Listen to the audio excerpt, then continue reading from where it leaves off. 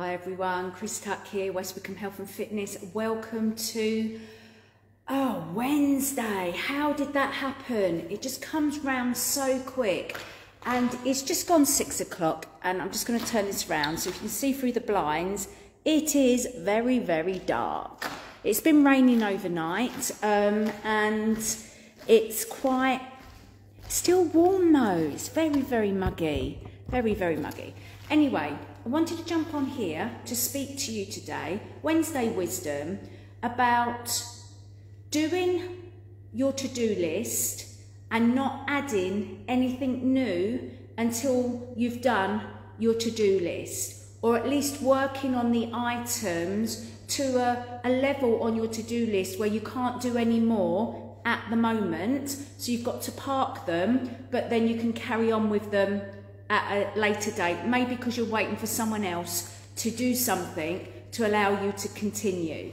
So on my to-do list was a new website and an ultrasound on my foot to make sure that there's nothing else more sinister than just plantar fasciitis. This has been ongoing now for 12 weeks or longer, and I have regular physio and I have regular massage. And even though I'm doing everything that I know that I need to do, the foot is still not sorting itself, and it's actually affecting now my calf and my hip. So I needed to make sure really that it wasn't the other way around, that my hip was causing my ankle and my foot problem. So I've had my ultrasound done, and unfortunately I had to go private and have the ultrasounds done, because we know the state of the NHS and the GP system at the moment. That wasn't going quick enough for me, and in fact they wouldn't take the word of my expert physio osteopath when they wrote up their report and said what they felt was wrong.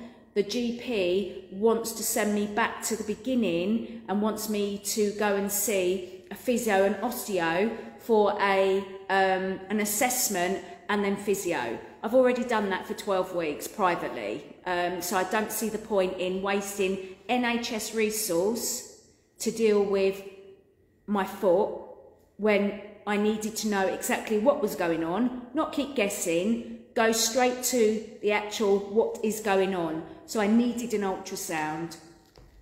Thankfully, I'm in a place where I could afford to do that. I won't be able to afford to do any treatments or anything else that might come along, but at least I know that through my working everyday life in fitness, I'm not adding any more damage to that area. So that's one thing, a big tick off my list that I've got sorted. And the to-do list was the website, and I've now commissioned someone else to do that.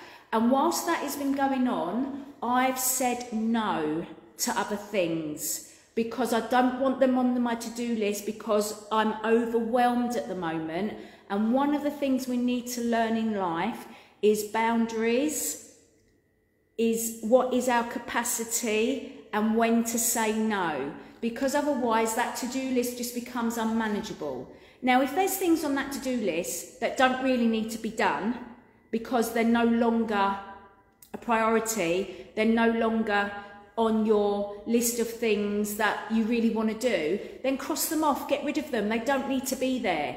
But if they honestly need to be there and you've not dealt with them, don't keep adding on the stress. Just don't do it, because you will feel like you've failed. You will feel like you're not managing, you're not coping, and you will feel like you don't know which way to go, you don't know where to turn, and then that overwhelm leads to stress, leads to anxiety, leads to depression, and it can lead to a full breakdown. Now, if you do find yourself in an emotional state, okay, you can't be in cognition when you are in an emotional state. So the only way to change that emotional state and get back into that cognitive mode of thinking and being able to do, you need to change your environment. You need to take yourself out of where you are in that emotional state, whatever the physical environment is, The mental environment, you need to physically remove yourself from that. So if you are lying on the sofa, feeling really distressed, very emotional, this is just an example, you need to physically get up, go for a shower, go for a cup of tea in the garden or your open air space, but you just need to take yourself from where you are and physically get up and do something different. Express your emotions, don't suppress them. Express your emotions, write it down, speak it out, scream, cry, do what you need to do. Express that emotion, acknowledge how you're feeling, and it might not be the adult self that's thinking and feeling, it might be something that's come up from your past. Recognise it, acknowledge it, and then that will allow your mind and your body to deal with it in a subconscious way afterwards. Yeah, and then maybe tomorrow, maybe next week, you can then go back to your to-do list. But if you're in a place where everything is whirring, everything feels completely out of control, then you almost need to do a to-do list to download everything. When you're in that cognitive state, download it all, get it on a list, and then go back to what I said right at the beginning of this little video, Wednesday Wisdom, and follow those steps. Now, this is what works for me. This is what I've learned from my state of being over time, my non-productive parts of my life and my overproductive parts of my life. I've had to learn and put a boundary in place called balance, taking on the things that I feel I'm going to do justice with and letting other things go that don't serve me. So let me know if any of that has resonated with you, if you're going to implement any of it, if you're going to try any of it, and if you've got any other ideas, any other suggestions that other people can actually tap into, try and see if it works for them. So Wednesday Wisdom is all about the to-do list, not putting more on, dealing with the stuff that's on it, and does everything actually need to be on it. And if you're not in a state of cognition, but in an emotional distress state, how to get out of that, and how to refocus and how to get on. Remember, every single human being is a work in progress. Not one of us is perfect. Not one of us has our house in order all of the time.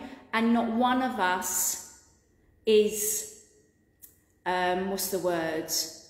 mastering life 100%, 100% of the time. Because life is about living, life is about learning, life is about growth. The tragedy for me is when you just exist and you don't try and you don't live. Because trying and living brings about more happiness, brings about more growth.